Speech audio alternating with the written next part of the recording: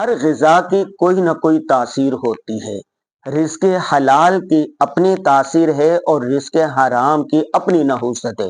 قرآن پاک میں آتا ہے یا ایھا الرسل کلوا من الطیبات واعملوا صالحا۔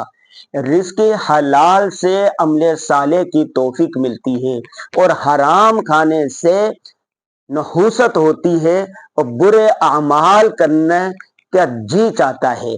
تو آپ نے جب روزے رکھ رہے ہیں تو اہتمام کریں، روزہ حلال کے مال سے افطار کریں، حرام حلال کی چیزوں سے اس کو رکھیں، حرام سے آپ نے بچنا ہے۔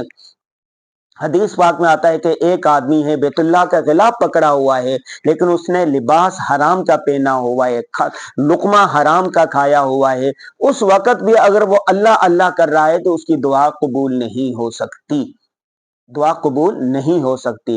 اور حرام کی جو ایک نحوست ہے وہ یہ ہے کہ اس کا اثر کئی نسلوں تک جاتا ہے۔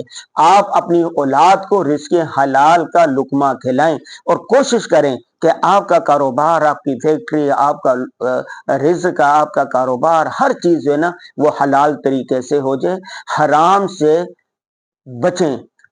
اگر کبھی ایسا ہو چکا ہے تو توبہ کے دروازے کھلے ہیں، آپ توبہ تائب ہو جائیں۔